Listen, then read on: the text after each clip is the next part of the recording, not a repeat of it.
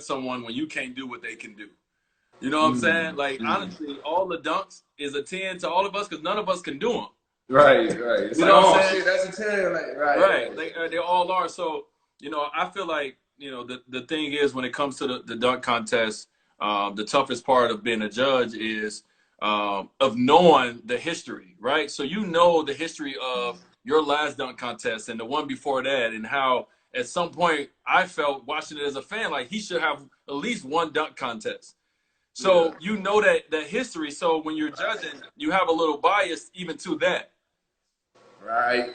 Just off the muscle alone, you know what I mean? Like, Yeah. probably, but it is what it is, man. You know what I mean? But talk about your what made you express yourself in the way you did when you decided to put the record together? Because you haven't talked about it a lot, and that was one of the first times I really talked about it. What made you do that? Cool, man. Yeah, cool. Man, I thought it was just a way to bring balance back. You know what I mean? Everyone was on your biscuit. Like, it wasn't even that, like, everybody was feeling for me, but I just had to, like, vent for people to, like, give them the perspective of, like, look, it is what it is. This is what happened. These are kind of facts, but, like, it's a way to express myself, talk to you, keep it lighthearted, and let everybody know, like, it's not that serious. Like, there's a way to express it that can be, like, uplifting. You know what I mean? Like, Yeah. So that's what it was. Like, Keep it light. Keep it light. You a legend, dog. You already know that. You a legend. Oh man, I listen. I hit know you this. right away. I hit you know right away. this. You're a legend, bro. We watched you. One of the lines was, "I used to hoop in your Converse so comfortably." Yeah. Yeah, you had the line of Converse. I used to play in them shit so, like, you know what I mean? So you legend to me, bro. And I never take like real shots at a legend. That's OG, and that's just respect. So I just did it in a way that I thought people would enjoy, and just continue to make music, man. Yeah, man. And first of all, I appreciate that. And second of all, how about I didn't know that it was even remotely about me until I heard that line. When I heard the Converse line, I was like, "Oh shit! Wait, he talking about me right here?" Yeah, you were like, "Oh shit!" At first, I was like, "Okay, he's like 9 out of 10. Okay, he's talking about the dunk contest in a creative way." And then I heard I used to hoop in your Converse so comfortably. I'm like, I think he's talking about me. But let's talk about that. Let's talk about the fact that obviously, and I give no fuck about what the comments people say, good or bad. But right. Let's talk about the fact that I'm the only judge out of the other two judges that gave you a 9 that is getting the shit, right? Yeah. Like the majority was 3 people out of 5 gave you a 9, but I'm the only one that get the shit. Why you think that? Right. Okay. So, all right. Chadwick Boseman. Like, he's a great actor, bro. Like, he killing. But that's a wash, bro. He's like 5'5", 5'4". So it's like. So he should have gave you a 10 automatically. Yeah, exactly, bro. How could he even give me a 9? He's 5'4". All right. So that's a wash, bro. I'll just give him a pass because he don't know no better. Okay. With Scotty said that y'all were all in agreement. And the Miami boys, you know what I mean? That's what it comes down to. Wait, what you mean Scotty said we was all in agreement? What was your take on that? He said something, I don't know where, it might have been the Jump, where he was talking about, we were all going to give him the score equaled out. So the score was the same, as DJs. Okay. And then they all put a score in, and then once the score came out, everybody was like, right down to you, and he was like, listen, you know what I mean? Like, and that's that. It's crazy. So it came down to the Miami boys, right? It's because of the Miami boy. That's so funny. He took on the show. That's so funny that's the way that it's perceived, right? So here it goes from my perspective. Once Derrick Jones Jr. had that one dunk, I think he did a windmill from like one step inside the free throw line. He did the one-hand windmill, right? Me being the first judge, I tried to go first most of the time, being the first judge, right? So once I looked down and seen that everybody else, I think it was 2 judges that gave him a 9 and he had a 48.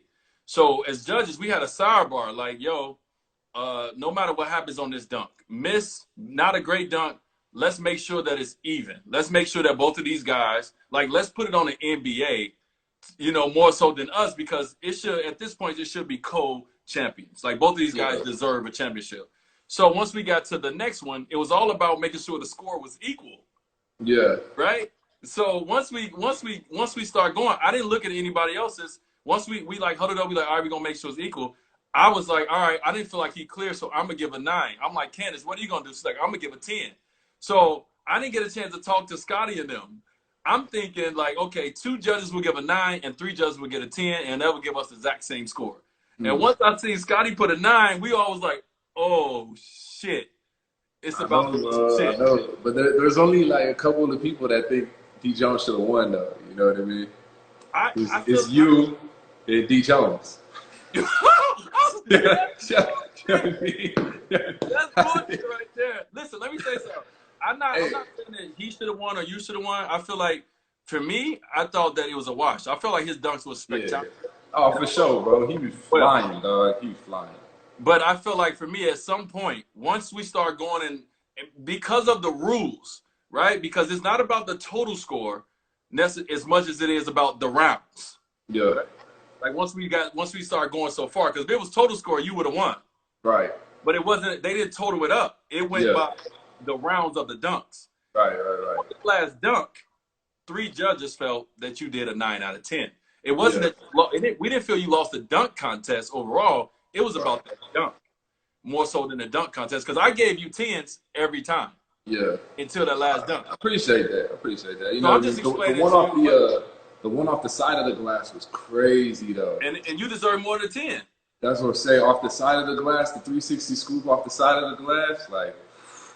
Boy. No, I think hopefully this helps the NBA come up with a different way to figure out a way to total up the dunk contest, because in this position that we were put in, you got screwed, right? And I'm not saying you got screwed from the standpoint that D. Jones shouldn't have won, but just overall from your body of work throughout the dunk contest, at the end you end up getting screwed from the standpoint of how the rules are. So I feel like going forward, they need to make it where it's all about the total body of work of the winner more so than each round dunk. Yeah, right. Like the accumulation, like add up all the scores. And hey, but D. Jones is a bad motherfucker now. Yeah, he be flying, dog. He be flying.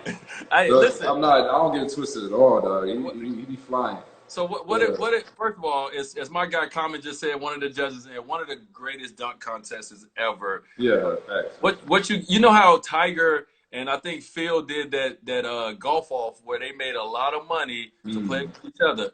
What you think about you and D. Jones doing a dunk off versus each other? Just y'all two. What's up? Shit, if the cheese is right, come on, dog. I'm jumping in. I jump over Frosty if the cheese is right, dog. We cool, cheese.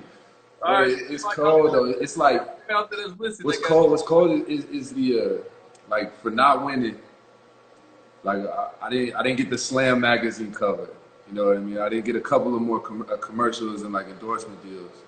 You know what I mean? So there's like a couple of things that could have went in my favor. But it's cool though. But it's cool. It's like you were saying, like, you know, people remember Vince, MJ, and Blake. You know what I mean, for the dunk contest, but they also remember them for how they play.